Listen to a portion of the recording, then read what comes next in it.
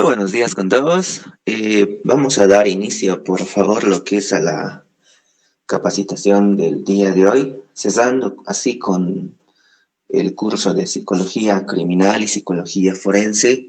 Vamos a abordar, ahí como se ve en la diapositiva, el tema de conducta antisocial delictiva y así también otros puntos diferentes, lo que es al curso, ¿verdad? Entonces, ya tenemos en sala lo que es a la licenciada Isabel para que nos pueda orientar sobre todos estos temas. Eh, Pedirle siempre como recomendación lo que es el tema de los micrófonos y las cámaras, así también que puedan sentirse libre de hacer todas las preguntas que tengan para resolver todas las dudas, inquietudes que puedan surgir respecto al tema. Entonces, sin más, doy paso tal vez a la doctorita, la licenciada, para que podamos iniciar el día de hoy. Muchas gracias, estimados. Por favor, licenciada, adelante. Muchas gracias. Y bueno, muy buenos días a todos. Realmente los felicito por ser constantes a los que han estado en estas 3 clases para poder ver, ¿no?, todo lo que es psicología forense, psicología criminal. Bien, hoy día, como es nuestro último día, les voy a pedir un poco más de participación en todo lo que vamos a ir hablando, ¿no? Porque como les dije desde un primer momento, los conocimientos que vamos a ir mostrando no es como que están desconectados, sino que más bien uno conlleva a otro, ¿no? Lo que hablamos el primer día, lo que hablamos ayer y lo que vamos a hablar hoy día, ¿no? Así que quisiera que alguien me diga qué es lo que hablamos ayer, qué es lo que vimos, lo que se recuerde, quienes han estado, bueno, presentes y han tomado atención. ¿Quién se recuerda qué vimos, qué es lo que avanzamos? ¿Alguien que quisiera participar?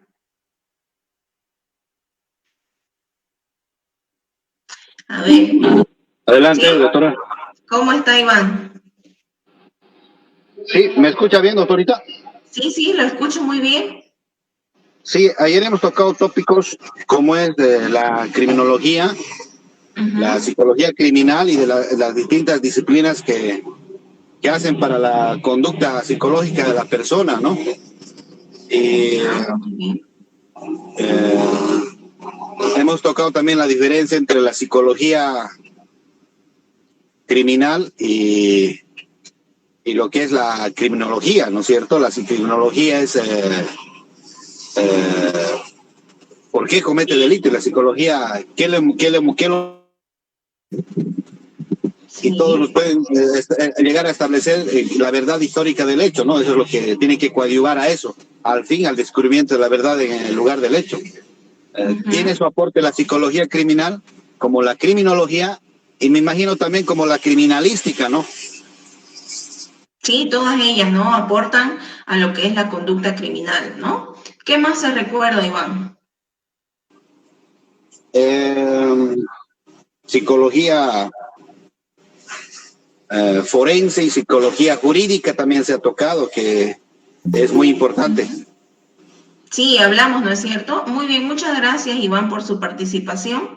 Así vamos viendo, ¿no? Si es que hay algo que no les ha quedado claro, lo podemos ir viendo hoy día, que es el último día, ¿no?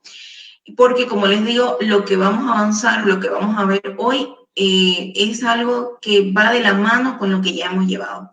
Entonces, Iván nos decía, ¿no? Ayer hemos visto acerca de conducta criminal, ¿no? Y nos hablaba acerca de las ramas que aportan a lo que es la conducta criminal, ¿no? Que por un lado es la sociología, la criminalística y la psicología. Y de ahí es donde se va a ir viendo lo que es la psicología criminal que hemos visto ayer. Hemos visto el tema de la imputabilidad, semi-imputabilidad, inimputabilidad, ¿no es cierto? El tema de, bueno, los distintos abordajes de la psicología que van a tratar de decir por qué esta persona comete un delito, por qué esta persona se convierte en un criminal, ¿no es cierto? También vimos todo lo que son los trastornos de personalidad, ¿no es cierto? Si son inimputables, imputables, semiimputables. ¿Quién se recuerda sobre esto? En cuestión a los trastornos de personalidad, ¿será que son imputables, semiimputables o inimputables? ¿Quién me puede decir?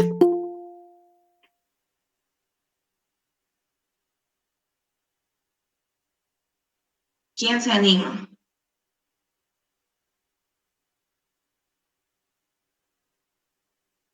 A ver, vamos a ver quién estuvo ayer y estuvieron en todas las clases. No sé si Mario está por ahí, Mario Rojas. Tal vez que me puedas responder esta pregunta. ¿Los trastornos de personalidad serán imputables, semi-imputables o inimputables?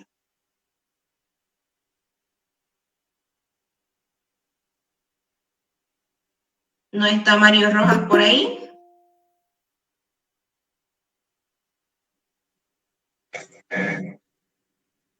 Richie, ¿cómo está? Si quiere responder, Doctora, puede hacerlo.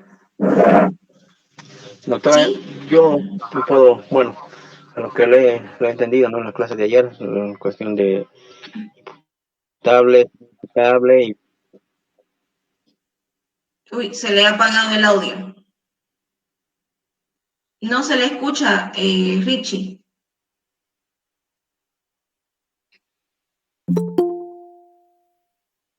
Creo que lo ha desactivado su audio sin querer.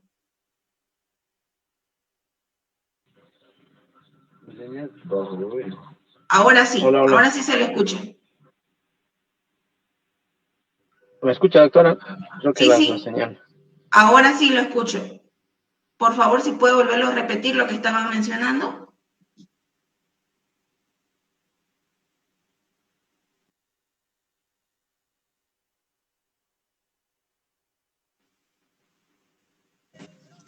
Lo que la clase de ayer, lo otro, ¿cuál era, doctora, que decía la pregunta? Los tres, Los imputable, trastornos de semi-imputable personalidad, y ajá, imputable, ¿serán ¿verdad? imputables, inimputables o semi-imputables?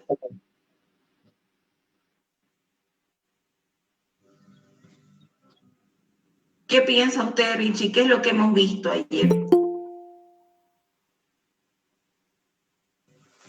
Bueno, de los imputables, se podría decir aquellas, bueno, personas que sí, de acuerdo a la gravedad del delito, ¿no? O sea, que sí, eh, por decir un asesinato y ser imputable de acuerdo a la gravedad, por ejemplo, si no es un delito de gravedad y inimputable a aquellas personas que sufren de algún trastorno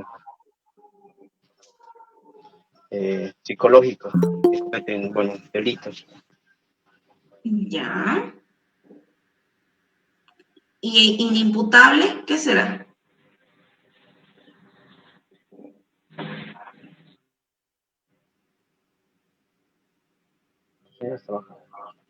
Ya, muy bien, Richie, Eso sería, muchas doctor. gracias.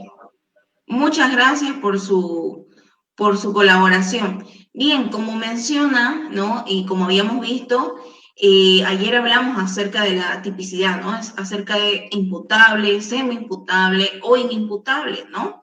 Imputable, como bien decíamos, nos habla acerca de la responsabilidad penal que tenemos cuando se ha cometido el acto delictivo, es decir, que hemos sido conscientes al realizar dicha o al hacer o al tener dicha conducta transgresora, ¿no? Inimputable nos quiere decir que existe, ¿no? Algo más allá de nuestra acción, es decir, algo que nos controla, que nosotros no podemos, no dominamos nuestras acciones, ¿no? Y ahí hablábamos, por ejemplo, de los psicóticos, por ejemplo, ¿no? Que es otro tipo que se encuentra también en el manual diagnóstico de personalidad y de trastornos mentales, que es el DSM, donde hablamos, por ejemplo, en los inimputables van a estar, por ejemplo, los psicóticos, que son personas que dentro de esta clasificación van a estar los esquizofrénicos, por ejemplo, ¿no? Que son personas que tienen delirios visuales, auditivos, táctiles, incluso, entonces, que escuchan voces, ¿no? Entonces, su accionar delictivo, muchas veces cuando asesinan, por ejemplo, puede ser, bueno, en realidad no puede ser, sino que es dado por las alucinaciones o delirios que han tenido, ¿no? Entonces, por eso son inimputables, porque sus acciones están controladas por algo que sale de ellos, ¿no? Por algo que los controla. Por eso es que se dice que es la percepción distorsionada de la realidad que tienen ellos, ¿no?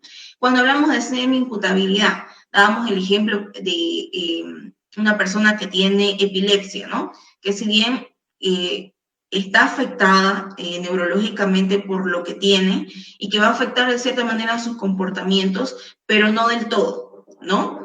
En caso de que una persona cometa delito que tenga, por ejemplo, epilepsia, ¿no? Ahí ya se va a ver, en la semi-imputabilidad ya se va a hacer un estudio, una investigación más a profundidad para ver cuánto de grado de responsabilidad tiene, ¿no? Pero cuando hablábamos de los trastornos de personalidad, mencionábamos que todos los trastornos de personalidad, ¿no? Que cometan un delito son imputables. ¿Por qué? Ya vimos ayer cuáles son los trastornos de personalidad y dentro de ellos está el trastorno de personalidad antisocial. Está el límite, el obsesivo compulsivo, el evitativo, todos los vimos, ¿no? Y vimos incluso qué delitos puede cometer cada trastorno, ¿no? Pero son imputables, ¿por qué? Porque si bien hay una distorsión cognitiva, ¿no? En sus pensamientos, de acuerdo a la formación de la infancia, de la adolescencia que hayan tenido, si bien hay una distorsión, pero ellos son conscientes de su accionar, no es como que los controlan, ¿no? Ellos son conscientes de lo que van a realizar, son conscientes de que van a transgredir la ley, entonces por eso son imputables. Sí se les va a cargar con el peso de la ley porque ellos han tenido conciencia al momento de realizar. Eso tienen que tenerlo muy en claro porque puede pasarle, bueno, alguna situación así. Y tienen que saber que todos los trastornos de personalidad que están clasificados en el DSM, cualquier número que sea, porque hay 2, 3, 4, 5, que el 5 es el que actualmente manejamos, todos los trastornos de personalidad son imputables, ¿no? Tienen grado de responsabilidad. Con esto vamos a empezar hoy día a ver dentro del trastorno antisocial, que es el que vimos que el que más va a cometer delitos, el que más va a cometer crímenes o, bueno, va a tener alguna conducta transgresora, ¿no? Hoy día con eso vamos a ver la conducta antisocial delictiva. ¿Qué es lo que menciona? ¿Qué es lo que pasa aquí? ¿Qué hay dentro de este antisocial? ¿No? Por favor, siguiente diapositiva. Bien, este es un cuadrito, una tablita que se los he puesto para que les quede como una síntesis, ¿no? De lo que hemos visto. El perfil del delincuente común, ¿no? Lo que los investigadores, de acuerdo a bueno, los casos que han ido pasando, han podido sacar como determinación de manera general del perfil del delincuente en común, mencionan las variables familiares, las variables personales y las variables escolares y las variables laborales, ¿no es cierto? Cada una en diferente etapa, en la infancia, en la adolescencia y en la adultez, ¿no? Las características de esta persona, cómo se va a ir desenvolviendo desde que nace, desde su niñez, su infancia. Bien, el delincuente común menciona que en las variables familiares, en su infancia, ¿cómo va a ser? Tiene una familia multiproblemática, ayer hablábamos de incluso disfuncional, hay peleas, antecedentes delictivos, ¿no? De alguno de los padres, prácticas de crianza severas e inconsistentes, es decir, que son muy rígidos tal vez, ¿no? Al momento de poner las normas, pero no son constantes o no se les explica, como ayer hablábamos. Uy, ¿alguien está con el audio? ¿Sí? ¿Alguien quiere preguntar algo? Ah, no, bueno. Bueno, como ayer hablábamos, por ejemplo, que son normas muy rígidas que hay en el hogar, ¿no?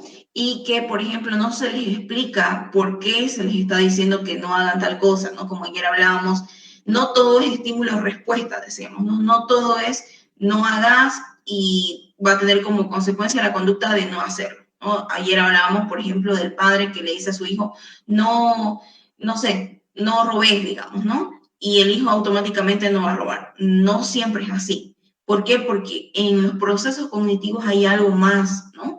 Donde se le debe explicar por qué, ¿no? Entonces, eso es una de las cosas que hablábamos también ayer. Entonces, son familias severas e inconsistentes, escasa supervisión, ¿no? Los hijos se crían solos, relajación fría de padre e hijo, ¿no? Perdón, relación fría de padre e hijo, ¿no? No existe el tema afectivo, emocional, hay bajos ingresos, esto influye mucho porque de acuerdo a los ingresos que usted tiene, también le va a dar, de acuerdo a eso, la calidad de vida a su hijo y el tema de la estimulación, ¿no? Que es un factor no determinante, pero sí influyente. Empleo inestable, poco cualificado, ¿no? Personas que lastimosamente no tienen una estabilidad laboral y, bueno, viven una situación de desequilibrio en esa área también. En la adultez va a ser lo mismo en cuestión a las variables familiares. En la adolescencia va a ser lo mismo. ¿Qué va a pasar en la adultez con esta persona en el área de la familia? Posiblemente, o la gran mayoría, las estadísticas nos dicen que la gran mayoría van a ser separados o divorciados. No son dueños de las casas donde viven. Viven donde sus suegros, viven donde un amigo, viven donde el hermano, ¿no?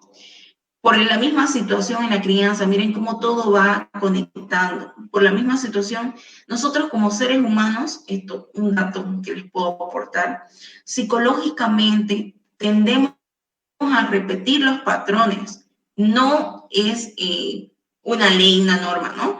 Pero sí, el ser humano tiende a repetir los patrones de crianza que ha tenido en su familia. Si en su familia, por ejemplo, decimos, ha sido su madre víctima, y ella, digamos, como mujer ha visto la posesión de la madre como víctima de agresión física o psicológica, cuando sea grande va a tener tendencia a buscar a una persona que también la violente y ella esté en posición de víctima, porque es lo que ha visto.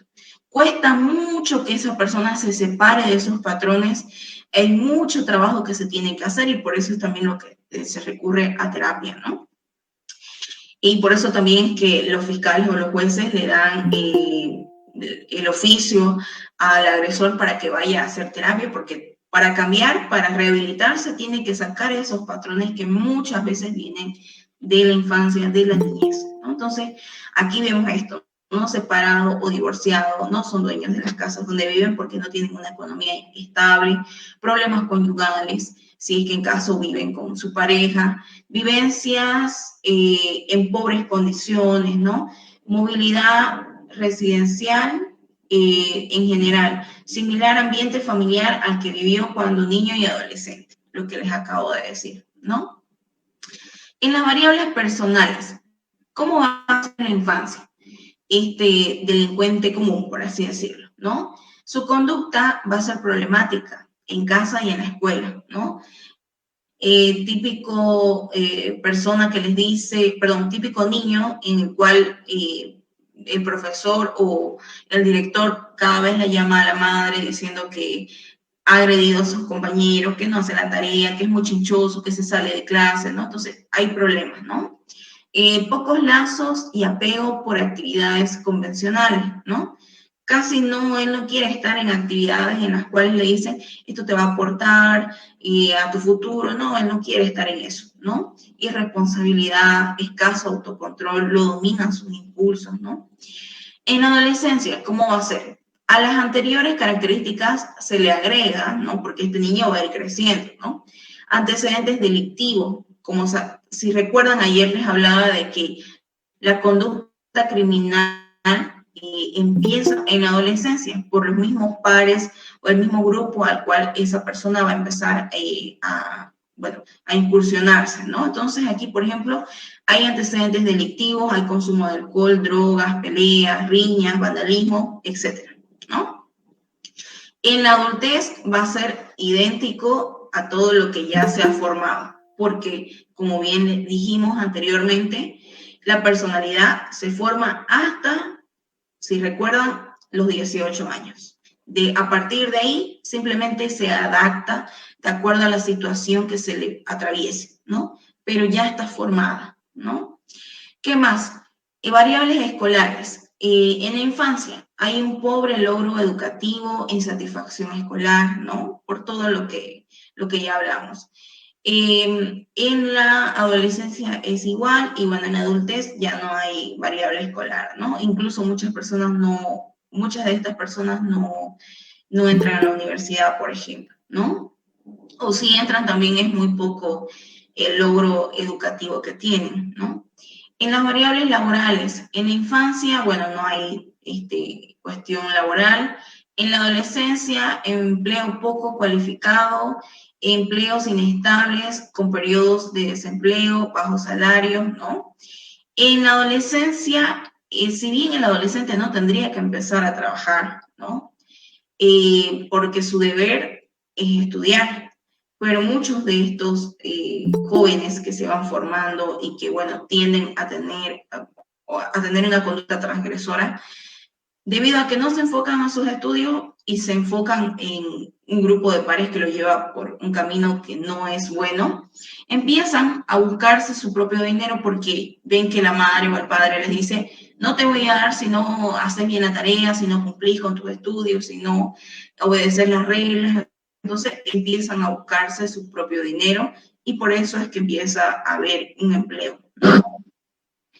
Ya, creo que escuché a alguien. Si alguien quiere preguntar en algún momento, puede hacerlo, o puede preguntar por el chat, ¿no? Bien, siguiente diapositiva, por favor.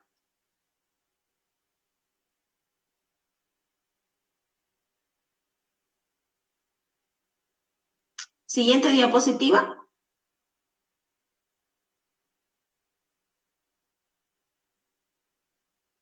Gracias. Bien, dentro del trastorno antisocial, ¿no? También podemos ver, ayer les mencionaba un poquito acerca de esto, los psicópatas y los sociópatas, ¿no? Que las estadísticas nos dicen que incluso nosotros ahorita podemos estar conviviendo tal vez con un sociópata, tal vez con un psicópata, pero no nos hemos dado cuenta todavía, porque estas personas, aunque sean psicópatas o sociópatas, la psicología nos dice que en sus grados estables, por así decirlo, pueden estar en la sociedad, ¿no?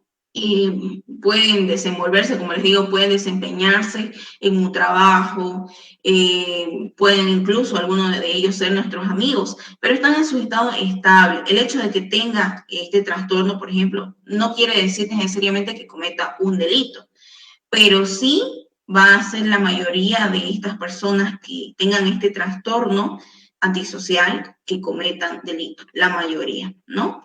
Pero ya hablamos cuando en su estado no normal, sino en su estado de desequilibrio, ¿no? Cuando algún estímulo pasa para que esta persona, por así decirlo, la personalidad que la tenía controlada, va a explotar, ¿no? Va a sacar lo que realmente tiene por dentro, por así decirlo. ¿Qué menciona? Ambos, el psicópata, el sociópata, se encuentran dentro de los trastornos antisociales que les decía, ya que su premisa es ir en contra de las normas sociales, aunque desde diferentes focos o desde diferentes maneras. Vamos a ver ciertas características y diferencias del psicópata y del sociópata. Por un lado, el psicópata son organizados, planean a detalle sus actos, ¿no? Son personas muy inteligentes, personas que van a planear cada detalle para cometer un crimen, van a planear, e incluso en su vida normal, son personas muy planificadoras. El sociópata no es así, son impulsivos. Cuando cometen crímenes, lo van a hacer por impulsividad, porque, porque estaban, no sé, digamos, pónganlo así, estaban en su trabajo, porque pueden ser personas que estén trabajando y alguien realmente los copó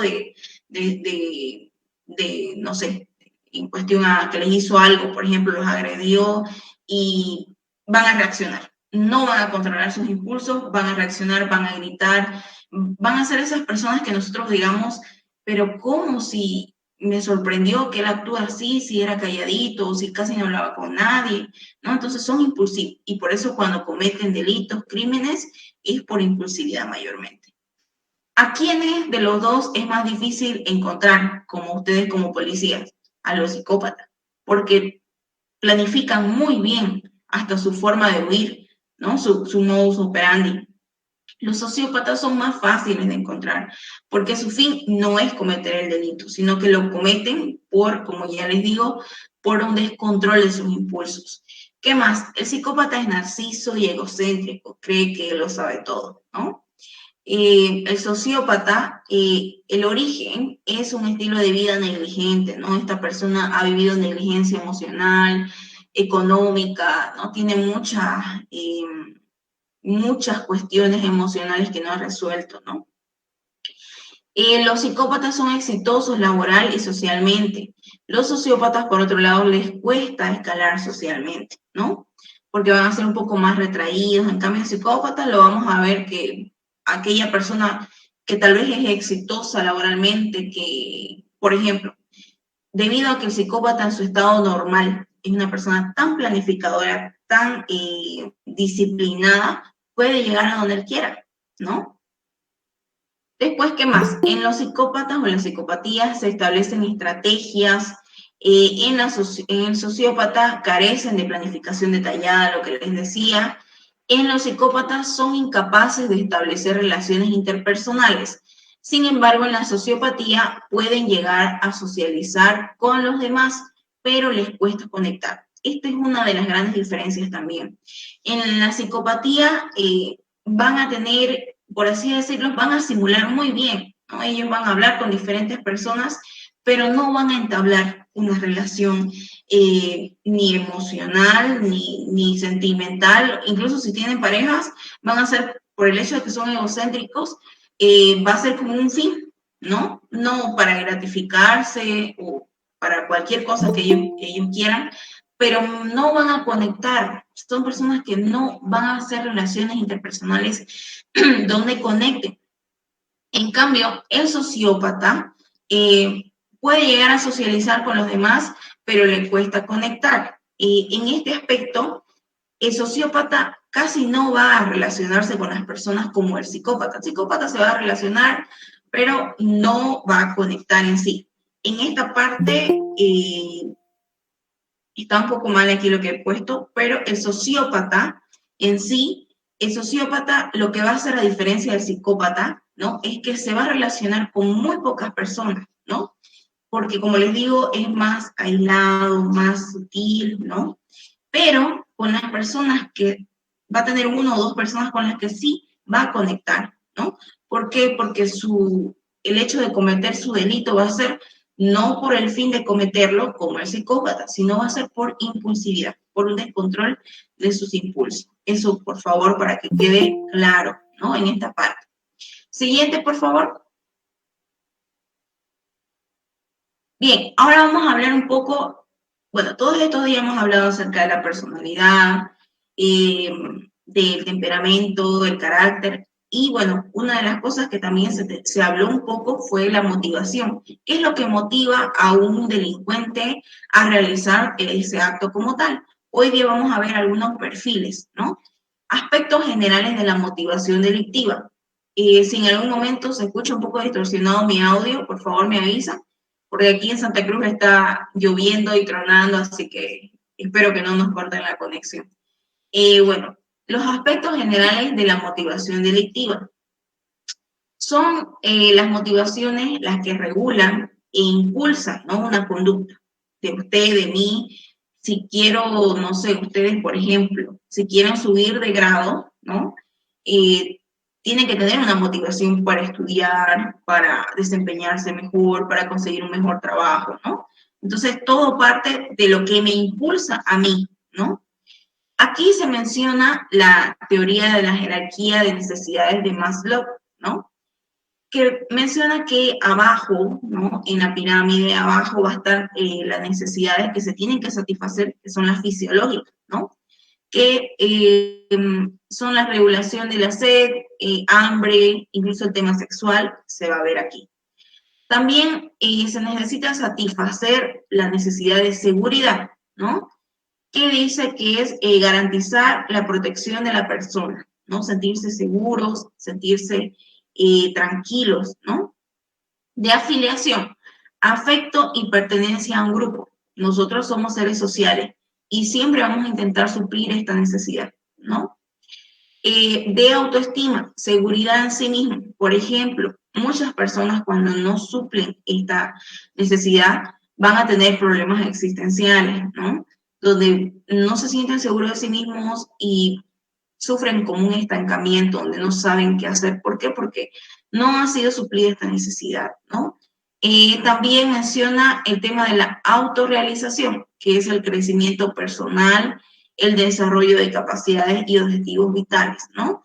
Ya cuando se dice que aquí se siente uno pleno, pero en realidad otros autores también como que tienen cierta discrepancia en esta cuestión, porque mencionan que uno nunca se va a sentir totalmente autorrealizado, sino que siempre va a querer algo más, siempre va a querer algo mejor a la situación en la que está, ¿no? Entonces nunca va a haber un camino donde diga, ya acabé, ya llegué aquí, quizás tal vez cuando uno es mayor, ¿no? Cuando dice, bueno, viví una vida plena, me siento feliz por lo que hice, por lo que avancé, entonces quizás ahí. Siguiente, por favor.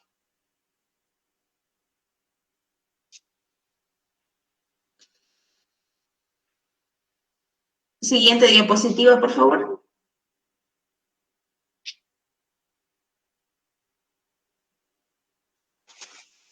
Gracias. Bien, se puede considerar que la motivación también, la delictiva, ¿no? La motivación delictiva es dinámica. La mayoría de los procesos motivacionales se ciñen a un proceso cíclico de 4 etapas. Esto es importante que lo sepamos, ¿no? Primero, la anticipación. Se tiene una expectativa de lo que sucederá, deseo de conseguir una meta. Ustedes para tener, o sea, la motivación va a empezar primero con la anticipación, ¿no? Yo quiero, como les digo, por ejemplo, subir de grado, ¿no? Eso va a ser su anticipación. Se van a imaginar y se van a proponer, lo van a poner en papel tal vez, ¿no? Pero esa va a ser la anticipación. Todavía no hemos llegado a la motivación por completo, ¿no? Sino que estamos imaginando esto es lo que yo quisiera como meta. La activación y dirección. El motivo se activa por un estímulo intrínseco o extrínseco. ¿Qué quiere decir? Yo tal vez quiero subir de grado, ¿por qué? Por una cuestión de superación mía, o tal vez por extrínseco puede ser por darle por tal vez ganar mejor y darle una mejor vida a mi familia, ¿no? Entonces, de ahí va a venir. La conducta activa y retroalimentación del rendimiento. Se van realizando aproximaciones a la meta deseada mediante diferentes estrategias y un proceso de ensayo y error que va retroalimentando la información que se tiene sobre el éxito o fracaso de la acción, ¿no? Uno va intentando, ¿no? Realizar o va viendo qué es lo que debe hacer para poder llegar a concluir o a tener esta meta ya realizada, ¿no? Resultado. Se viven las consecuencias de la satisfacción del motivo. Si el motivo no está satisfecho, persistirá la conducta, ¿no? Si yo no concluí con lo que quería, con lo que empecé, voy a seguir persistiendo con mi conducta, ¿no? También surgirá la frustración, la cual provocará reacciones como desorganización del comportamiento, agresividad, reacciones emocionales, alienación y apatía. Esto nos puede suceder a nosotros como también en la conducta delictiva. Cuando no he logrado mi meta, por ejemplo, en la conducta delictiva, cuando no ha logrado, no sé, tal vez, pongámonos un ejemplo, en cuestión a los agresores sexuales, cuando no ha logrado la víctima que él quería, como él quería, ¿no? Cuando no ha logrado violentarla, va a continuar con su conducta hasta lograr violentar a esa víctima que él ha pensado desde un principio, que él se ha imaginado y tiene la motivación. Cuando realmente no lo puede lograr, sufre frustración, ¿no? Y empiezan estos desórdenes de comportamiento, la agresividad con él mismo, y vuelve otra vez a revisar su plan de acción. Entonces, todo esto pasa, ¿no? Siguiente, por favor.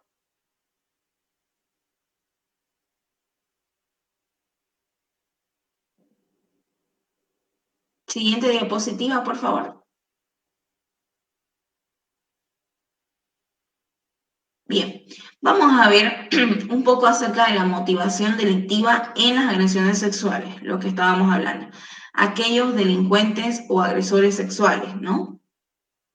La motivación sexual en los humanos es una de las motivaciones primarias, ¿se acuerdan? Una necesidad básica, fisiológica, que está en el primer escalón de la pirámide de Maslow que necesitamos suplir, ¿no? Aquí algunos autores nos mencionan que establecieron 4 fases en la respuesta sexual que debemos conocer, en la respuesta sexual humana. Consumatoria, añadiendo que el deseo debe preceder a estas 4 fases, ¿no? Para que una persona tenga relaciones sexuales, tiene que pasar estas 4 fases, ¿no? Que es necesario saberlas para entender, porque ahorita lo que estamos haciendo es poder entender desde lo básico cómo este delincuente, este criminal en el área sexual se va a ir formando, porque sale de una persona como nosotros, ¿no? Pero que en algún momento va a tener distorsiones cognitivas. Bien, las 4 fases. Está la excitación, que es la preparación fisiológica para realizar el acto sexual, ¿no? Siempre tiene que haber este primer eslabón para que se cumplan los demás. La meseta, ¿qué menciona? Continúan los cambios fisiológicos y van acompañados de una sensación subjetiva de placer, ¿no? Y cuando se está predisponiendo fisiológicamente, ¿no? A la erección, por ejemplo, los hombres y las mujeres también se están predisponiendo fisiológicamente para llegar a lo que es el siguiente eslabón, que es el orgasmo, que es la sensación máxima de placer sexual, ¿no? La resolución, desactivación de las variables fisiológicas, ¿no? Cuando ya concluyó el acto sexual y, bueno, el cuerpo fisiológicamente vuelve a su normalidad.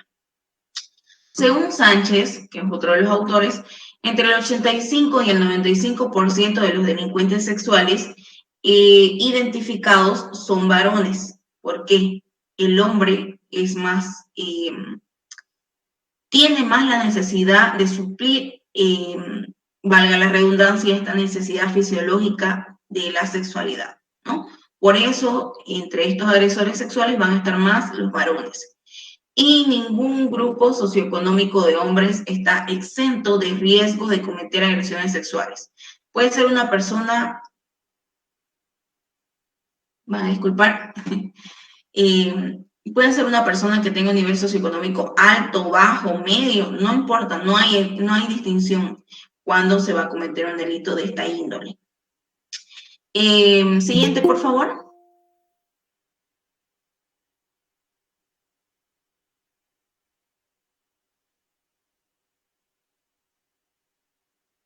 Bien. ¿Qué más vamos a ver acerca de los agresores sexuales? Aquí vamos a ver lo que mencionan algunos autores que es importante conocer. Urra menciona en el 2003 que define a los agresores sexuales como seres con inmadurez psicosexual que cometen sus actos para autoafirmar un yo inseguro y que se caracterizan por poseer un alto grado de hedonismo y muy baja resonancia emocional, ¿no? Personas que tal vez no tienen satisfecha la necesidad de autoestima que vimos, no tienen inteligencia emocional, entonces van a desviar su conducta al tema de la agresión sexual para sentirse poderosos, para sentirse seguros de sí mismos, ¿no? En el caso de los agresores de menores, no los agresores sexuales de menores, Echeverría, que es uno de los que ha contribuido bastante, ¿no? Y el autor que hablamos hace un momento, coinciden en que la mayor parte son varones, lo que mencionábamos también, y según estudios se encuentran en la etapa media de la vida, entre los 30 y los 50 años. De acuerdo a las investigaciones y estadísticas, nos menciona también eso, ¿no? Entre esas edades se encuentran, ¿no? Presumiblemente. es cuando se manifiestan con más frecuencia, ¿no?, estas conductas, aunque la mayoría se inicia en la adolescencia, como bien ya lo mencionábamos. ¿Qué más? Holston y Burgess se basan en un criterio funcional para establecer 4 subtipos de agresores. Aquí vamos a ver dentro de los agresores sexuales cuáles serán los subtipos. Primero, como demostración, es decir, aquí va a hablar acerca de por qué lo realizan, ¿no? Y vamos a ver diferentes motivaciones dentro de los agresores sexuales. Uno de ellos lo va a realizar la acción como demostración de poder y control sobre la víctima, ¿no? Él se va a sentir excitado por el hecho de tener el control de la víctima, ¿no? Otro de ellos, dentro de los agresores sexuales, lo va a realizar la acción como expresión de odio o ira, ¿no? Que van a estar súper agresivos, ¿no? Y eso es lo que los va a motivar incluso a realizar esa acción. Otros de ellos lo van a hacer de manera grupal, ¿no? Casi no lo van a hacer en solitario, sino que lo van a hacer en conjunto con otros agresores sexuales también. Otro de los agresores sexuales también lo va a realizar esta acción porque aquellas menciona en las que predomina la experiencia sexual. Muchos de ellos van a cometer estas acciones con la premisa de que necesitan una experiencia sexual. Por ejemplo, aquellas personas que se aíslan, que no sé, que nunca han experimentado una relación sexual, que han tenido fracasos en esto, quizás también van a empezar a delinquir de esta manera con la premisa de tener una experiencia sexual, ¿no? Siguiente, por favor.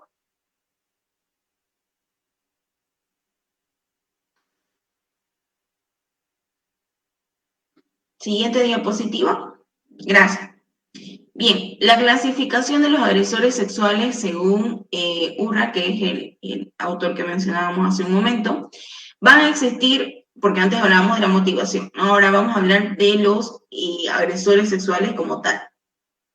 Va a existir el violador sádico, va a existir el violador depredador, va a existir el violador motivado para cometer la agresión, ¿no? En el violador sádico, ¿cómo van a ser sus características? Es el más peligroso, menciona, ya que quiere llevar a cabo sus fantasías sexuales y agresivas. Todo lo que él se imagina en la primera, si se recuerdan, en la primera fase, que es la anticipación, cuando uno empieza a imaginar qué es lo que quiere, ¿no? Y lo va a motivar a realizar, ahí va a empezar a aparecer todas sus fantasías sexuales y agresivas, ¿no? Que las va a realizar. El violador depredador busca demostrar su equivocada virilidad. Entiende que la víctima se encuentra en el lugar y momento equivocado, ¿no?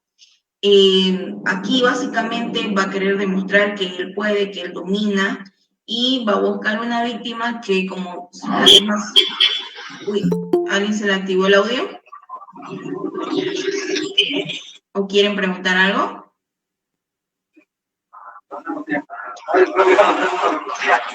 Iván, se le activó su audio. Ahí ya, gracias. Bueno, como decíamos, ¿no? Y va a existir el violador depredador, que su fin va a ser la víctima. El violador motivado para cometer la agresión. La víctima es desconocida, no tienen un patrón en sí en cuestión a las víctimas, ¿no? No actúa impulsivamente y no busca la gratificación sexual como objetivo primario. Aquí, por ejemplo, puede estar el trastorno límite, que hablábamos, ¿no? Que si se recuerdan, ayer hablábamos del trastorno límite, donde son personas que muy pocas veces van a cometer delitos, pero puede que exista. Y aquí puede estar una persona con trastorno límite que cometa una agresión sexual en la que no, su fin no es la gratificación sexual, sino que más bien es un problema afectivo que tienen, porque los trastornos límites, un momento están bien y otro momento no, ¿no? Eso pasa con ellos. Viven las situaciones, como su mismo nombre lo dice, muy al límite de la situación. Perfiles de los agresores sexuales de menores según Barudi, ¿no?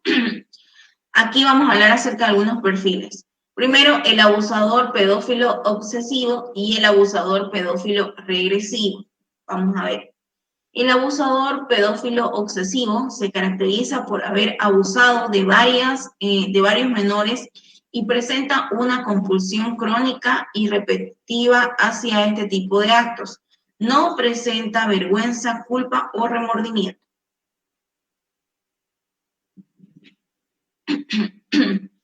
Bien, aquí el abusador pedófilo obsesivo va, debido a la gratificación que va a sentir con la primera violación que realice a un menor, se va a sentir tan bien que va a querer realizar esta conducta una y otra vez para seguir sintiendo esa sensación de bienestar, de placer, ¿no? Por eso va a repetir sus actos, va a llegar un momento donde no va a sentir vergüenza, culpa ni remordimiento, porque simplemente quiere satisfacer su necesidad. El abusador pedófilo regresivo ha realizado un acto pedófilo o más a raíz de una crisis existencial y personal. Para ellos, la pedofilia es la consecuencia de una crisis de identidad. Sus acciones suelen ir acompañadas de culpa o vergüenza, ¿no? Son personas que su fin no era ese, que nunca tal vez pensaron realizar esta acción, pero que la cometen por una crisis existencial, como dicen, porque la situación se dio, pero son personas que suelen, por eso su nombre lo dice regresivo, suelen arrepentirse de lo que han realizado, ¿no? Suelen tener culpa. Siguiente, por favor.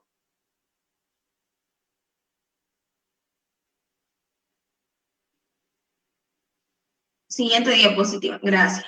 Bien, vamos a hablar acerca de la motivación delictiva en homicidio. ¿Qué va a pasar en los homicidios? Cabe resaltar que solamente conociendo la subjetividad del agresor se podrá alcanzar a entender su motivación, ¿no? Como les decía en un principio, hay que adentrarse a su mentalidad, a cómo piensan, a cómo sienten ellos para saber cómo van a actuar. Por eso es que estamos viendo todas estas cuestiones, ¿no?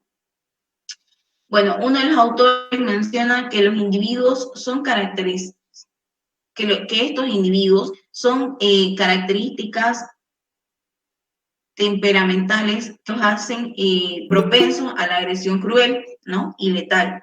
No se distinguen de los demás por sus inclinaciones, sino por dar rienda suelta a estas tendencias innatas, por carecer de la capacidad para inhibir su comportamiento. Personas que no tienen un control, un dominio de su temperamento, por ende de sus impulsos, ¿no? Y que la agresividad la vamos a ver desde muy temprano en estos niños, en estos adolescentes. Y que nadie la va a controlar, nadie la va a regular, entonces en adultos va a ser peor. Los asesinos, sobre todo si son seriales, hacen aquello que satisface sus necesidades y utilizan la violencia para conseguirlo, ¿no? Su modo, si bien el agresor sexual, su modo de gratificarse es mediante la transgresión en el área sexual, ¿no? Violentar a una víctima en el área sexual, aquí va a ser en el tema de la agresividad, ¿no? Llegar a matar a esta persona. Siguiente diapositiva, por favor.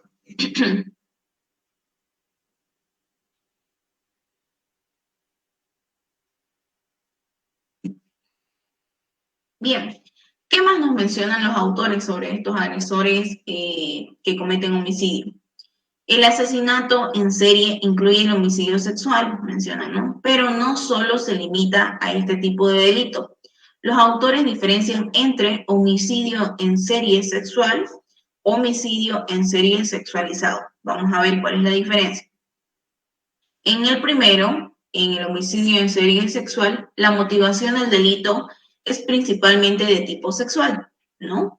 Es decir, aquí se conjuga un poco, por decir, el agresor sexual, que su fin era tener placer mediante la agresión sexual que va a hacer a su víctima. Pero puede que se dé, puede que llegue a matarla por alguna situación, ¿no? Pero su fin no era ese. Ahora, el homicidio en serie sexualizado. La motivación básica en el homicidio es el homicidio, perdón. El hecho de que su modus operandi incluya agresiones sexuales es secundario. Es decir, aquí sí va a ser un agresor en cuestión al homicidio, que su fin, su motivación desde un inicio era matarla, y bueno, que ya utilice otras cuestiones o que realice otros actos delictivos antes de llegar a su fin, va a ser, como menciona, secundario, ¿no? Existen 3 motivaciones básicas que impulsan a un homicida a cometer este tipo de delitos. Y entre estas motivaciones está entrecortada la señal, menciona. Y yo estoy con buena señal, por favor, si es que se corta en algún momento, me avisan. Vamos a seguir. Lo que pasa es que aquí en Santa Cruz está lloviendo y tronando bastante, así que vamos a intentar seguir. Bien, menciona, existen tres motivaciones básicas que impulsan a un homicida a cometer este tipo de delitos. Entre estas motivaciones están, como decíamos, la venganza y la justificación, el control y el poder, el éxtasis y el alivio. En la primera es el aspecto predominante en las declaraciones, ¿no? La venganza y justificación.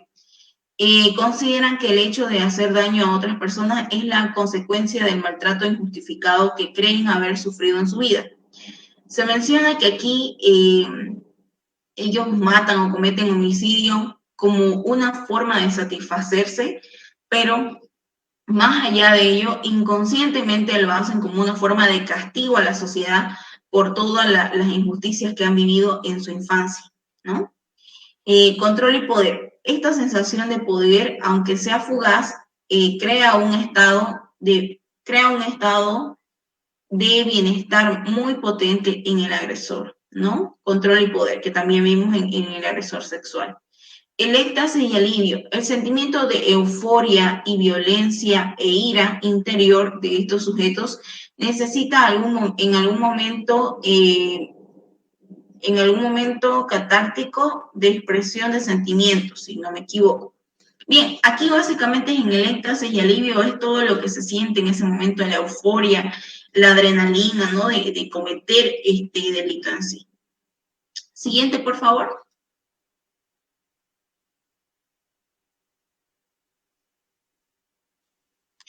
Bien, vamos a ver aquí. Los homicidas actúan como depredadores, acechan, se acercan y matan. En este sentido también hablan de varias fases, entre las que se encuentran las siguientes. Aquí vamos a ver las fases en las que un homicida va a iniciar, qué es lo que va a hacer primero, qué es lo que va a hacer después para cometer el hecho delictivo como tal. La primera fase, la fase que se denomina fase áurea. El proceso inicia cuando un potencial asesino comienza a... Ay, aquí no leo muy bien. Bueno, comienza a retrotraerse. Realmente no veo muy bien, pero bueno, vamos a explicarlo. Bien, aquí en esta fase áurea es cuando el homicida, ¿no? Se va a inmiscuir en sus fantasías. Su contacto en la realidad se debilita y su mente comienza a divagar, ¿no? Su mente comienza a divagar en cuestión a sus fantasías, el hecho de que aquí se va a asemejar también al agresor sexual, porque aquí él va a empezar a ver cómo podría realizar cierta acción, la gratificación que va a sentir al cometer ese delito, ¿no? Entonces, va a ser la primera fase. Después, la fase de pesca. Aquí, el homicida lo que va a hacer es buscar su presa, buscar la presa más débil, buscar la que él quiera, ¿no? De acuerdo a sus estereotipos que él quiera, ¿no? También va a estar después la fase de seducción. Con frecuencia el asesino siente placer especial en atraer a sus víctimas, generando un falso sentimiento de seguridad, burlando sus defensas, ¿no? Aquí, por ejemplo, aquí en Santa Cruz, por ejemplo, se ha dado últimamente bastante que se han cometido o se han intentado cometer delitos sexuales en los Indray, que son taxis aquí, ¿no? Me imagino que en La Paz también hay. Pero aquí se ha dado últimamente ese modus operandi. Por ejemplo, aquí, en esta fase de seducción, por ejemplo, una de estas personas que quiera cometer su homicidio, se va a sentir con placer al seducir a la víctima, al sentir que ella está cayendo en su trampa, por así decirlo, ¿no? Siguiente diapositiva, por favor.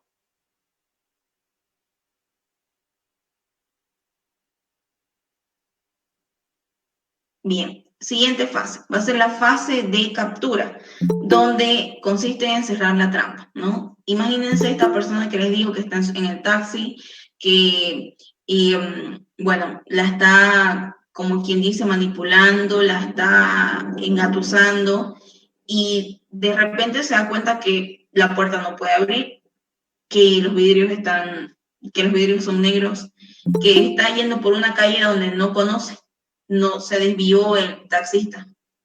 Aquí va a ser la fase de captura donde él va a sentir más placer todavía.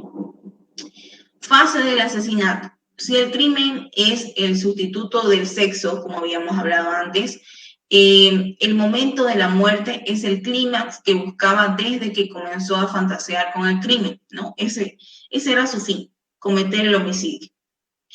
Fase fetichista. ¿Qué pasa aquí?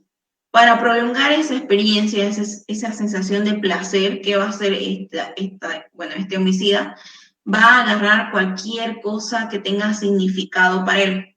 Va a coleccionar, no sé, mechones de cabello de la víctima. Muchos de ellos coleccionan prendas íntimas, ¿no? Diferentes cosas. ¿Por qué? Porque lo que hacen estos homicidas es que cuando quieren sentir otra vez ese placer, vuelven a oler esas prendas, las vuelven a mirar, ¿no? Entonces, quieren que se prolongue esa experiencia. La fase depresiva.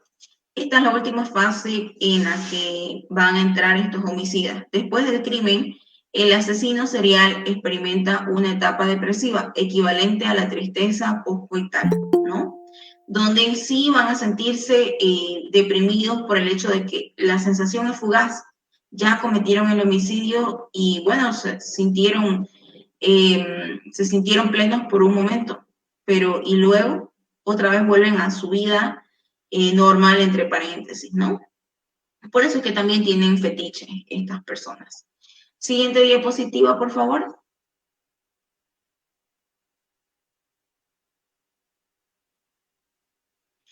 Ahora vamos a hablar acerca de la motivación delictiva en casos de violencia de género. Bien, la violencia doméstica se define como cualquier acción no accidental, es decir, que ha sido premeditada, pensada, por parte de un miembro de la familia, que desde una posición de poder y autoridad provoca daños físicos y psicológicos a otro miembro de la misma familia, ¿no? Echeverría, como les dije hace un momento, es uno de los autores que más aportes ha realizado a la psicología criminal, y Corral, en el 2002, consideran que la conducta violenta en el hogar es el resultado de un estado emocional tenso, la ira, ¿no? Cuando ya existe mucha tensión en la familia, cuando hay muchas peleas, muchos pleitos, la violencia es algo desencadenante, algo que se va a dar como consecuencia de eso, ¿no? Cuando no hay una comunicación asertiva, cuando no se pueden comunicar, por ejemplo, hablando de la pareja, ¿no? O los padres no llegan a acuerdos, tienen temperamentos muy altos, son diferentes, ninguno cede. Entonces, hay mucha tensión en el ambiente y la ira va a ser una consecuencia, ¿no? Que no es justificada, pero es como que está ahí a flor de piel, ¿no? Bueno, que interactúa con sus actitudes de hostilidad, un repertorio pobre de conductas, déficit de habilidades de comunicación, lo que decíamos, y de solución de problemas, no saben cómo hablar, ¿no? Estas dos personas, y unos factores precipitantes, situaciones de estrés, consumo abusivo de alcohol, celos. Esto es lo que va a ser un factor agregado, ¿no? Si encima ese agresor está con tanta tensión en el hogar y encima existe situación de estrés laboral, no sé, por lo que sea, o consume bebidas alcohólicas o tiene celo, va a ser lo que va a estallar, ¿no? así como de la percepción de vulnerabilidad de la víctima, ¿no? Va a ver que la víctima es vulnerable, que él tiene el poder. Entonces, la violencia se va a dar de manera, por así decirlo, se va a dar sí o sí como consecuencia, ¿no? Con todas estas premisas anteriores. Siguiente, por favor.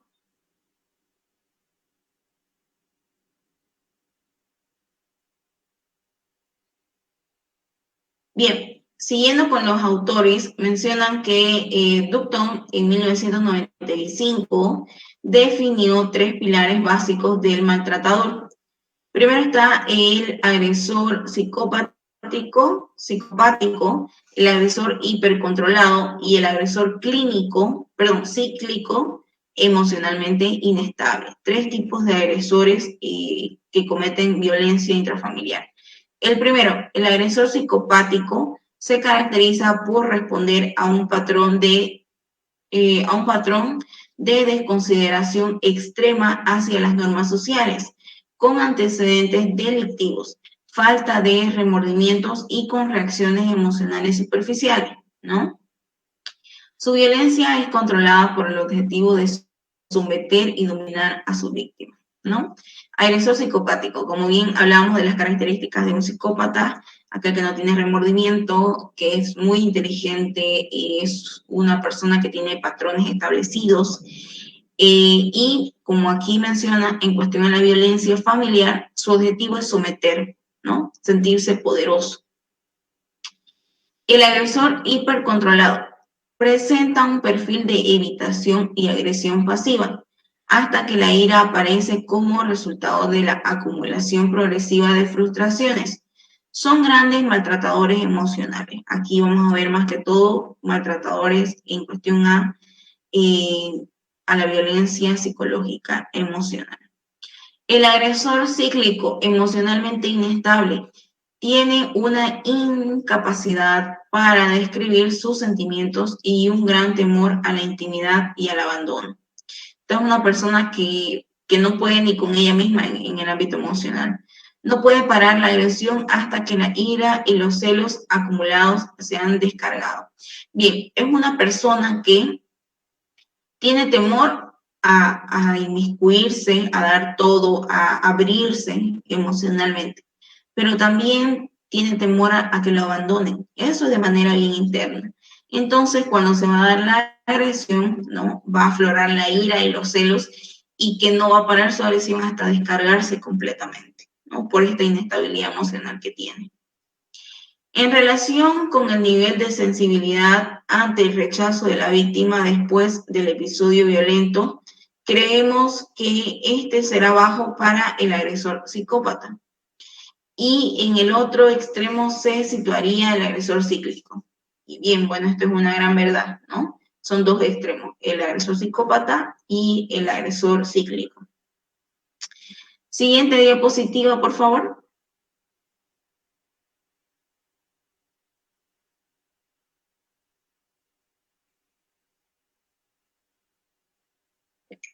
Bien, ¿qué más nos mencionan los autores sobre estos agresores sexuales?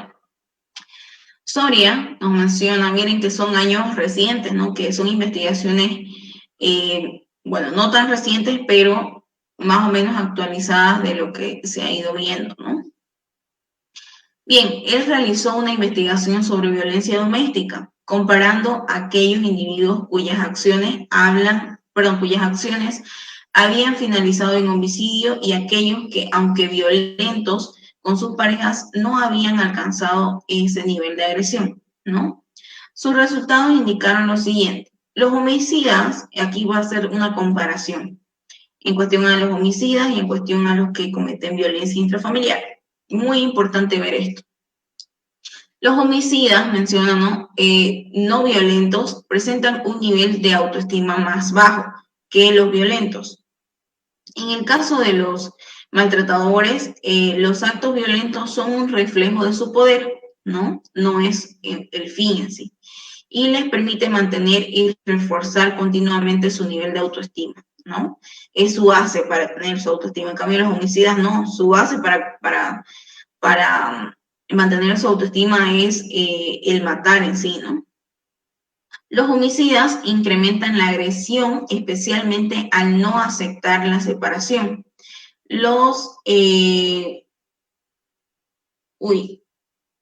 maltratadores, debido al consumo de drogas, en el primer caso, la agresividad se incrementa cuando hay un riesgo de pérdida de la mujer, y en el segundo se atribuye a una causalidad externa y que el sujeto no puede controlar, ¿no? Aquí es claro entre la cuestión de los homicidas y la cuestión de los violentadores. La utilización de un arma blanca en vez de la fuerza física es una característica del grupo homicida, ¿no? Siempre van a utilizar. Bueno, tal vez no un arma blanca, pero sí otras herramientas que puedan utilizar para cometer su fin. Sin duda, la utilización de un arma no tiene una función sobre la víctima,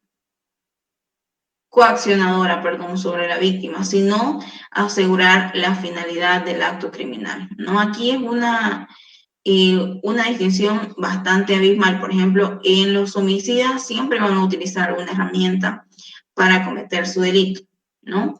En cambio, en los maltratadores o los agresores de violencia intrafamiliar, no es algo premeditado que tengan que utilizar un arma, ¿no? Puede que se dé la situación, puede que no, ¿no? Siguiente, por favor.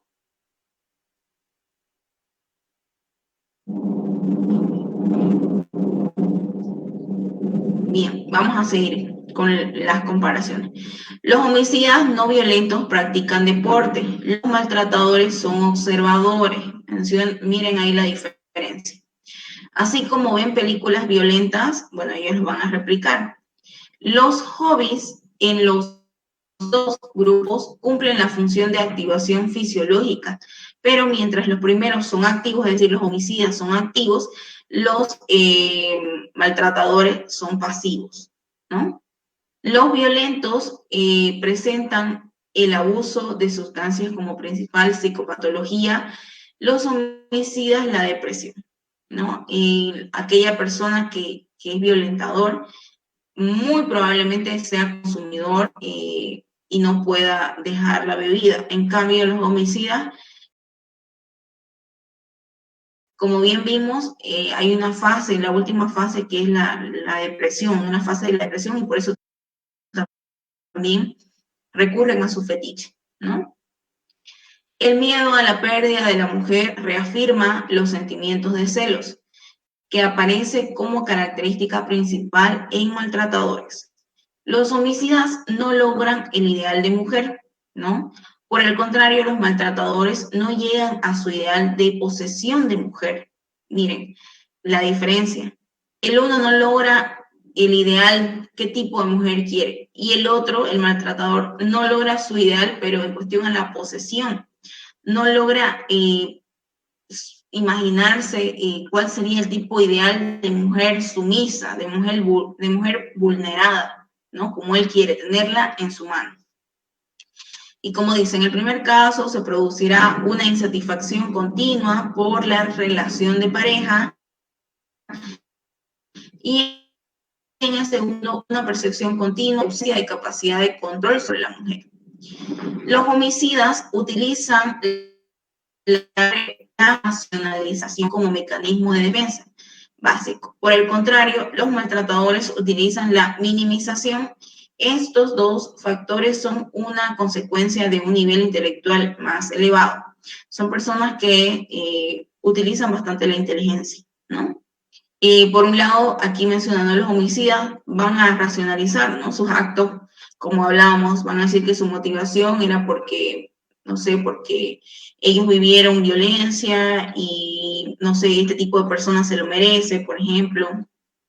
Los maltratadores, sin embargo, van a minimizar sus actos, ¿no? No los van a racionalizar, sino van a decir, sí, le pegué, pero porque ella hizo esto, ¿no? No, ahí hay una delgada diferencia. No los están racionalizando, no están diciendo, se lo merecía, por esto, sino que lo están minimizando. O sea, le pegué, pero no fue tanto, ¿no? Le pegué, o si solamente le di un empujón así, no fue mucho, no se cayó, no se hizo más, van a minimizar, ¿no? Siguiente, por favor.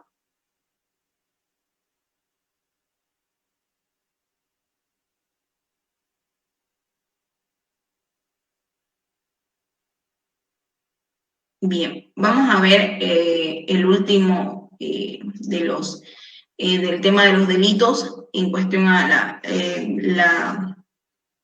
el trastorno, perdón que no se me venía la idea, el trastorno antisocial. El último es la motivación delictiva de la piromanía.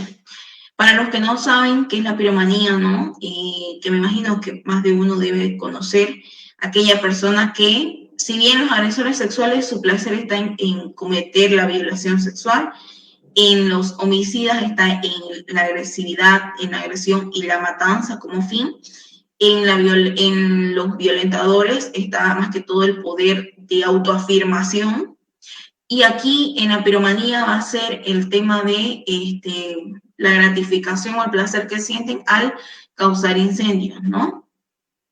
La piromanía como trastorno mental relacionado con la falta de control de impulsos deberá cumplir los siguientes criterios. Para que se diga que es una persona pirómana y necesita cumplir necesariamente estos criterios.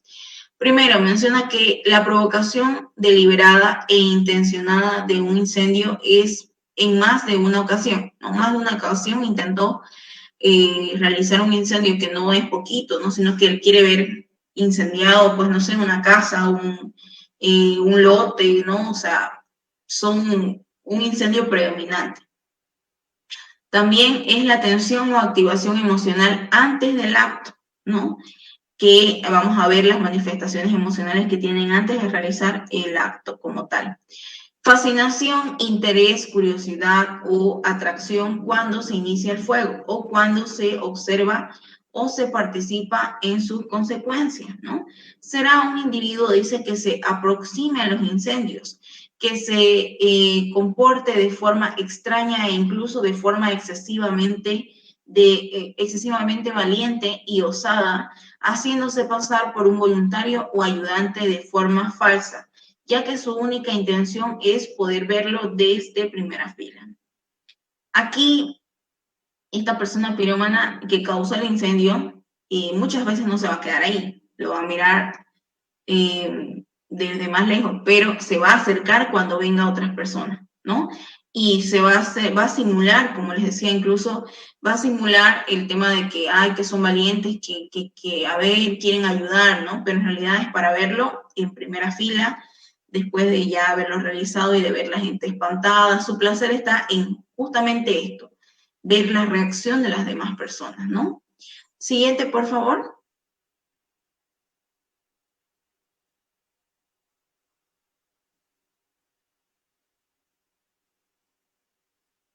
Bien, también va a ser otro de los criterios que deben cumplirse, es que el incendio no debe ser provocado por las siguientes causales, ¿no? Por las siguientes motivaciones. No deben ser móviles económicos, es decir, yo incendié, no sé, esa casa porque me debían dinero, digamos, ¿no? No. No debe ser como expresión de una ideología sociopolítica, no. Tampoco debe ser para ocultar una actividad criminal, para desviar el foco, no. Tampoco para expresar cólera o venganza. Y tampoco para mejorar las propias circunstancias de la vida, ¿no? Cuando muchas veces incendian sus casas para que, no sé, seguro les dé el dinero o para mejorar su calidad de vida, ¿no? Tampoco debe ser en respuesta a una idea delirante o alucinación, ¿no? No puede ser algo fugaz. Tampoco como resultado de una alteración de juicio, es decir, demencia, retraso mental, intoxicación por sustancias, no. Sino que esta persona se constituye como tal que, o sea, su fin va a estar en los incendios, no ahorita ni por el momento, sino siempre. Entonces, para eso se debe hacer, por eso mismo que se aplican diferentes pruebas para ir descartando todas estas cuestiones y ver si realmente es una persona pirómana o no. Y por último, el criterio de la provocación del incendio no se explica por la presencia de un trastorno disocial o un episodio maníaco. Bueno, lo que decíamos, ¿no? No son personas que tengan otro tipo de trastorno que sea, como por así decirlo, que la responsabilidad esté en el trastorno, ¿no? Sino que son personas que sí van a cometer este delito y que lo van a hacer frecuentemente o lo van a intentar hacer frecuentemente. Siguiente, por favor.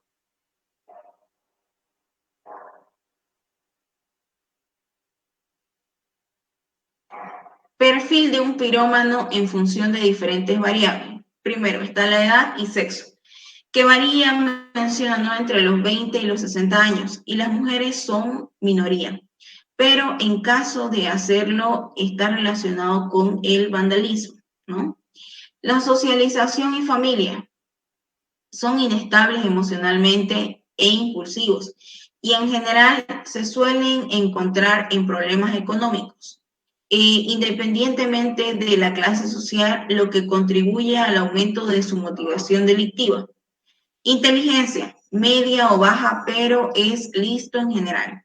Siguiente, por favor.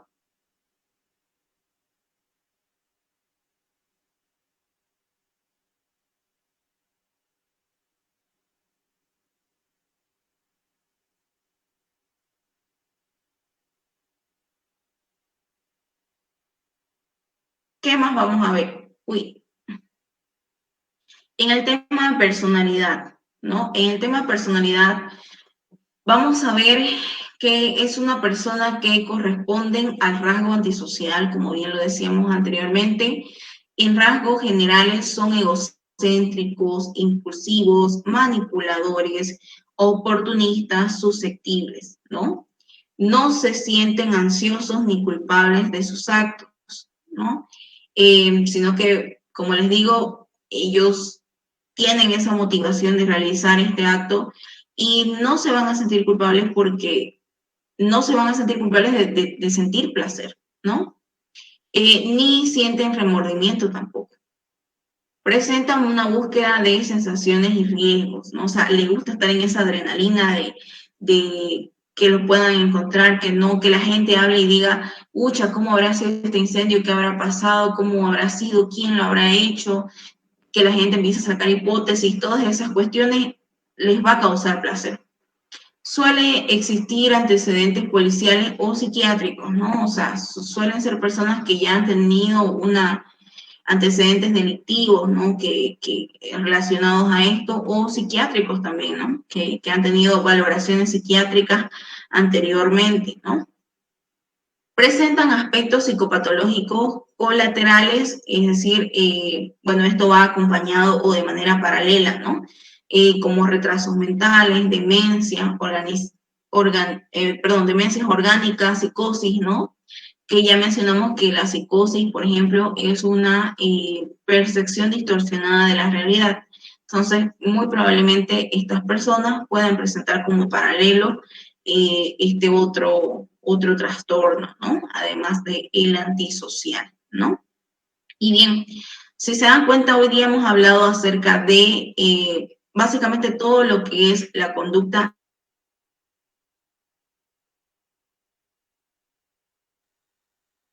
antisocial que existe en los depredadores sexuales, en los que cometen abuso sexual, bueno, depredadores sexuales, vale la redundancia, en los que cometen homicidio, en los que son violentadores, ¿no? O sea, cometen violencia doméstica, y en este aspecto en los que cometen incendios, que son pirómanos, ¿no?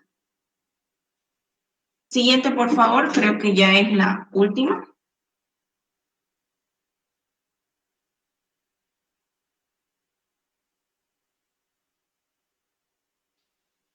Bien, muchas gracias por su atención. Esa sería, bueno, la presentación de hoy en día. Creo que estos 3 días han sido bastante provechosos con toda la información que hemos brindado. Agradecerles a ustedes por estar atentos, como les digo, siempre traten de hilar un conocimiento con el otro, no son conocimientos aislados. He tratado de sintetizar la información, pero que también sea provechosa para ustedes. Repasando un poco, hemos visto acerca de lo primero, psicología jurídica, las ramas de ella, ¿no? Que dentro de eso estaba la psicología criminal, forense, penitenciaria, victimología, etcétera.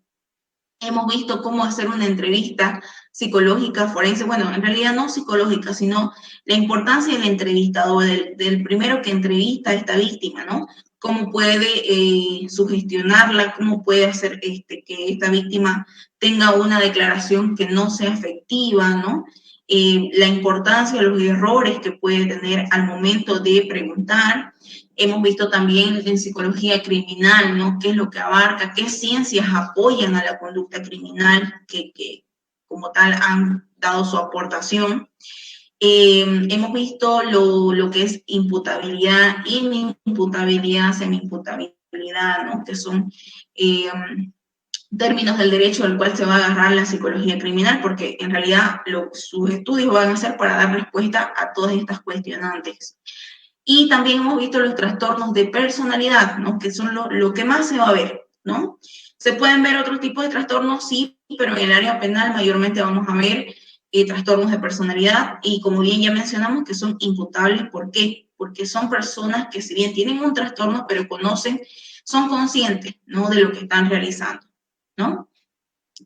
Y bueno, hoy en día que hemos visto un poco más acerca de la conducta antisocial delictiva como tal, en la cuestión de la motivación que tiene, ¿no? La motivación que tiene el agresor sexual, la motivación que tiene el homicida, cómo es su modus operandi, cómo son sus características, la motivación que tiene el violentador, el que comete violencia intrafamiliar y, bueno, la piromanía como tal, ¿no? Creo que esa es una síntesis de lo que hemos visto estos 3 días. No sé si existe alguna pregunta, algún aporte, sugerencia, no sé, quieren comentar algo de lo que hayan visto ustedes. Y bueno, es el último día, así que hay que aprovecharlo. Si quieren, también pueden hacerlo mediante el chat, como les mencioné.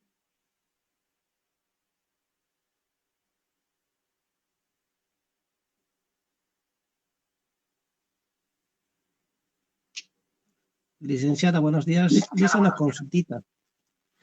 ¿Cómo está? Sí, dígame. En el caso mío, he conocido una persona, digamos, ha tenido un problema y se mete en ese problema, más que todo piensa y piensa, por más que haya solucionado sus problemas, sigue pensando en eso. ¿Y cómo se lo puede ayudar a esa persona?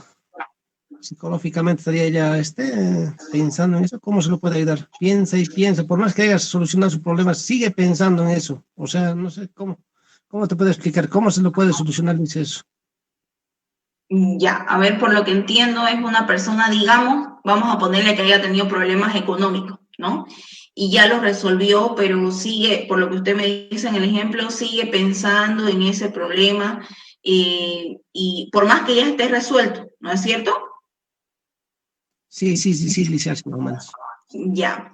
Si estamos hablando de una persona así, estamos hablando de una personalidad, muy probablemente sea una personalidad obsesiva compulsiva. ¿Por qué? Los obsesivos compulsivos tienden a seguir pensando aunque ya esté resuelta la situación, ¿no? Entonces, por eso viven con grandes niveles de estrés, de ansiedad, porque en realidad no es lo que suceda lo que los pone mal, sino lo que en su mente sucede. Eso es lo que los pone mal. Son personas que incluso llegan a enfermarse. ¿Por qué? Porque van a mostrar a través del cuerpo lo que las emociones ya no rebasan, ¿no? Sus mecanismos de defensa.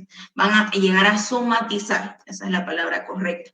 Entonces, ¿cómo podemos ayudar a una persona con estas características?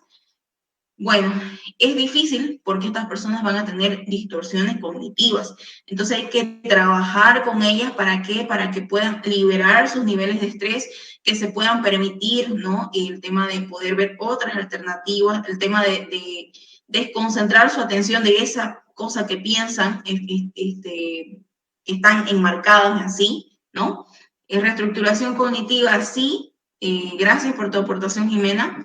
Exactamente, es una de las técnicas que también se utiliza en terapia, ¿no? Porque como bien mencioné, estas personas tienen distorsiones cognitivas, entonces hay que reestructurar, ¿no? Reestructurar esas formas de pensamiento. Pero me imagino que usted me menciona, Victoriano, cómo uno, sin ser psicólogo, puede apoyar a esta persona. Y uno puede apoyarlo de manera, como le digo, ayudándolo a que se distraiga, ayudándolo no sé, a bajar sus niveles de tensión cuando esté pensando en esa cuestión, tal vez hablándole un poquito más acerca de que ya está resuelto, explicarle, ¿no? Desmenuzar el problema, y es con mucha paciencia, pero estas personas cuando ya realmente tienen, cuando realmente es bien compulsiva la situación, es que todo el tiempo piensan, necesitan acudir a una ayuda profesional, ¿no? Eso sería Victoriano. A ver, ¿quién más ha preguntado por aquí? Gracias, Alicia, gracias. No hay de qué. Mencionan, ¿no? Buen día, Andrés. Una pregunta, ¿cómo uno puede identificar a un adolescente que por el amparo de la ley denuncia por violación, pero no existió y cambia su denuncia por toques impúdicos, pero su fin es que la persona esté a su lado? Uy, qué difícil situación. Aquí usted más que todo me pregunta cómo uno puede identificar que este adolescente básicamente está mintiendo, ¿no? Porque menciona que hizo una denuncia por violación que no existió y en realidad su fin es que a la persona que denunció se mantenga a su lado, que podemos ver esto en denuncias en parejas de adolescentes, ¿no? Donde la mujer muchas veces denuncia esto, pero en realidad es una forma de manipulación para que la pareja no se vaya de su lado, ¿no? Identificar esto es muy difícil, pero en realidad esto se identifica mediante la correlación, o los psicólogos lo identificamos mediante la correlación entre las entrevistas, entre las vivencias personales, familiares, muy probablemente en su familia. Si ya nosotros escuchamos en su relato que existió carencias afectivas, es uno las señales de alerta que nos puedan decir que si ya existió en su relato cierta inconsistencia, y más aún si vemos en su entrevista que ha habido esto, podemos encender el foco de alarma, ¿no? El psicólogo, por su parte, también va a hacer la correlación con las pruebas psicológicas que ya les mencioné el día de ayer, si no me equivoco, que va a aplicar, ¿no? Para ver si realmente esta persona está mintiendo, cuál es su fin realmente, si es dependiente, por ahí que muy probablemente en el caso que me menciona puede que sea dependiente emocionalmente. Pero si nosotros no somos psicólogos, podemos ampararnos en las características de una persona, por ejemplo, dependiente, para ver si esta persona encajaría con ese perfil, ¿no? Podemos ir haciendo hipótesis, ¿no? De acuerdo a esto. No sé si les respondí, Andrés, o si alguien tiene otra consulta.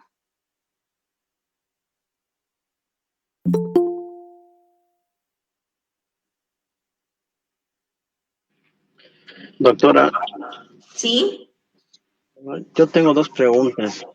Dígame. Una pregunta, ¿existe alguna probabilidad o hay alguna probabilidad de que alguna persona que haya sufrido violencia sexual en su niñez o adolescencia, que cuando crezca se convierta en algún tipo de, como mencionaba, de algún tipo de esas personas que cometan cierto delito?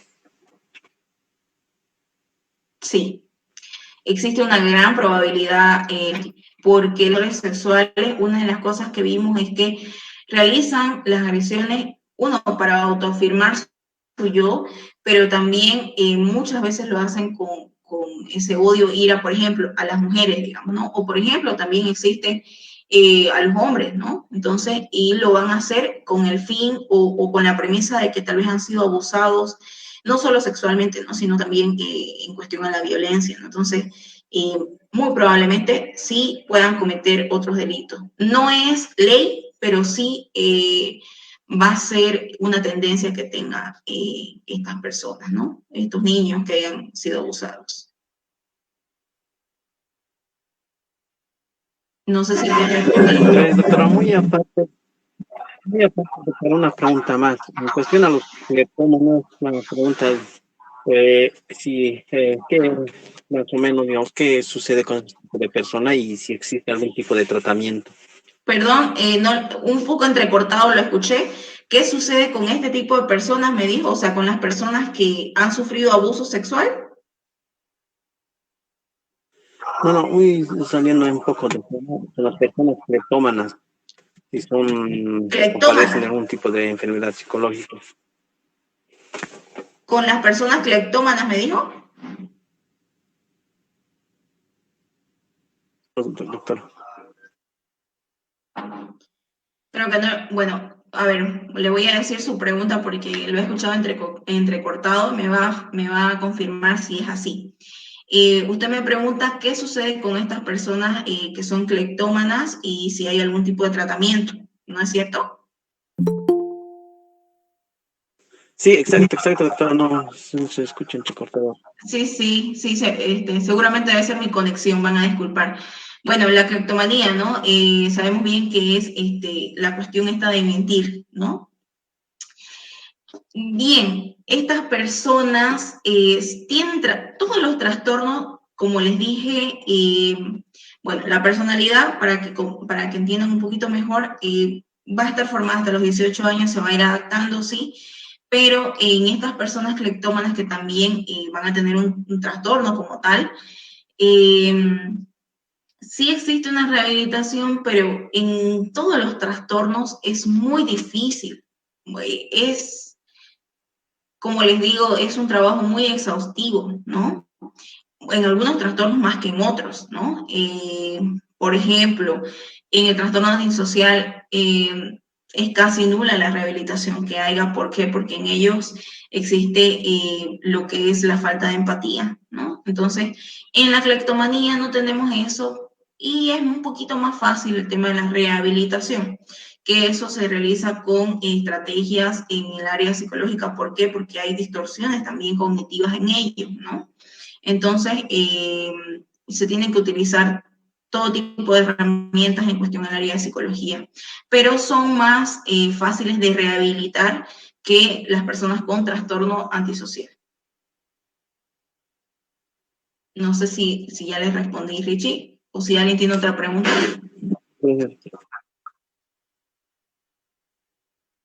Licenciada, una consulta. Claro, dígame. Tengo un amigo que es maníaco, depresivo, compulsivo, con tendencia a homicidio bipolar. A esta persona, ¿cómo se le podría ayudar, licenciada? Gracias. Ya. Maníaco depresivo. Si es maníaco depresivo, quiere decir que, bueno, la depresión es la constante en él. Si es maníaco depresivo, obsesivo más todavía, es decir, que si su estado de ánimo de por sí lo predispone a estar mal, a estar depresivo, valga la redundancia. Si es obsesivo, más encima está todo el tiempo pensando en esa situación y más, ¿qué me dijo? Que comete delitos. No le escuché la última parte. Que es maníaco depresivo, compulsivo, con tendencia homicida y bipolar. Uy, qué complicada la situación ahí, porque si es bipolar más todavía, estamos hablando de que sus emociones van a estar cambiando, ¿no? O sea, va a estar en un momento en un estado y otro momento en otro, y si tiene tendencias a cometer delitos, si lo he escuchado bien, la verdad, esa persona necesita apoyo profesional. Nosotros como personas, familiares o amigos, como podemos apoyarlo va a ser en este aspecto, porque es una persona que en cualquier momento puede estallar en cualquiera de las formas, porque su su diagnóstico es bien complicado, señor Mario. Entonces necesita apoyo profesional, evaluación pertinente para ver cómo ha avanzado, porque es una clasificación de diferentes trastornos, que es una mezcla, ¿no? Y que, como le digo, es una bomba de tiempo, ¿no? Y bueno, hay que ver si es que necesita una valoración psiquiátrica también, ¿no?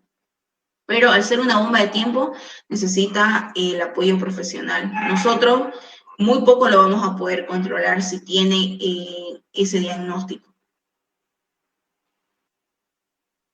No sé si les respondí, señor Mario, o si alguien más tiene otra pregunta para ir concluyendo. Sí, licenciada. Esta persona, lo que me preocupa de esta persona es de que tiene digamos, la anterior vez a jugar voleibol se torció los dedos e inmediatamente se refugia en el hospital psiquiátrico. Cualquier cosa que tenga se refugia en el psiquiátrico. Pero lo que más me preocupa es que es una persona que está casada, tiene hijos, y entonces eso es preocupante, ¿no? Porque como usted decía, es una bomba de tiempo, licenciado. Sí. Si esta persona se refugia en el psiquiátrico con cualquier cosa que le pase, bueno, hay algo malo ahí, ¿no? ¿Por qué? Porque está bien, si va a pedir ayuda al psiquiátrico, pues tendrían que hacerle una rehabilitación ahí. No es que ahora me pasó algo y voy y un momento estoy y luego salgo y otra vez tendría que haber una rehabilitación, un plan de rehabilitación como tal para poder apoyarlo, ¿no? Pero si es que es necesaria una internación, bueno, ahí se va a valorar, ¿no? Pero es un tema muy complicado, ¿no? Que él esté con su familia, con otras personas. Lo más recomendable con ese diagnóstico, ¿no? Que tiene realmente los trastornos que se complementan entre sí para hundirlo más, y es una bomba de tiempo. Lo más recomendable en estas personas es que no, o sea, procuren no tener estrés, porque si de por sí son depresivos, con cualquier cosa que les suceda, la frustración va a apoyar a que se sientan más aún así. El tema de la obsesión por lo que están pensando, ¿no? Y más aún si tienen estas tendencias, es bastante complicado. Estas personas deberían estar, se debería apoyar a que en cualquier situación no tengan que vivir estrés, ¿no?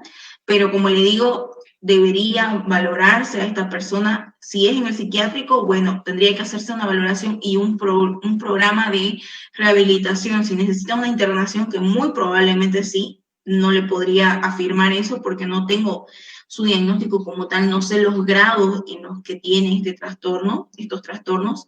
Entonces, si necesita una internación, pues tendría que hacerse, ¿no? Pero no puede ser un momento y otro momento no. Un momento sí, un momento no. No, se tiene que hacer una valoración y un plan de rehabilitación como tal que tenga resultados, ¿no? Y la familia debe apoyar a esto y debe en realidad inducir, animar a esta persona a que acuda a ayuda profesional, pero no de manera esporádica, sino hasta concluir su tratamiento. No sé si tiene alguien más otra pregunta.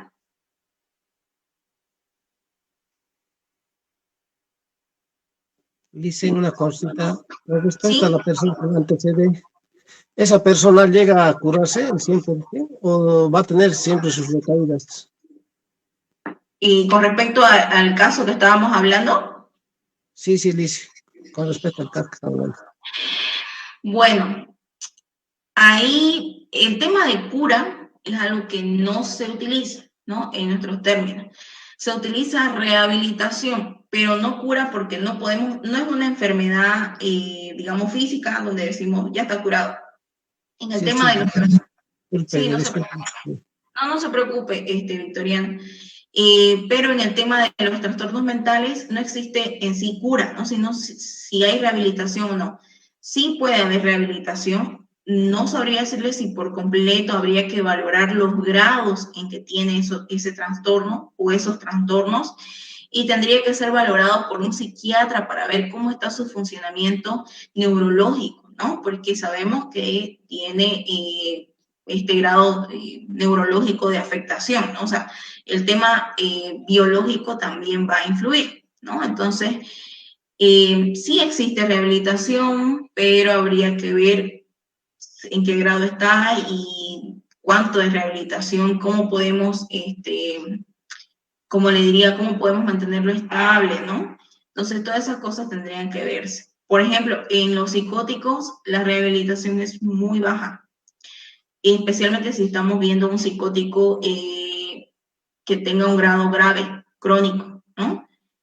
Porque estas personas todo el tiempo van a tener alucinaciones, delirios, ¿no?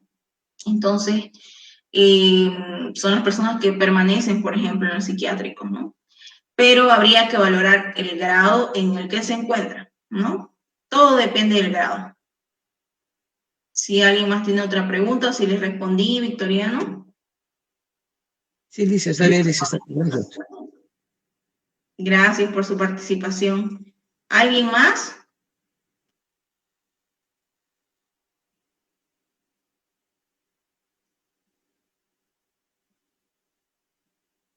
¿O ha quedado todo claro?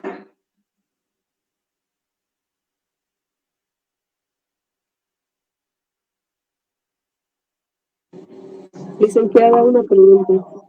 Sí, dígame, Luz. Una persona, una niña de, digamos, 9 años, que ha sufrido violación, ¿cómo se podría saber si ya se encuentra bien con, por ejemplo, cuando sufre violación le hacen tratamientos así, y una vez ha cumplido los tratamientos, ¿cómo se sabría si se encuentra bien?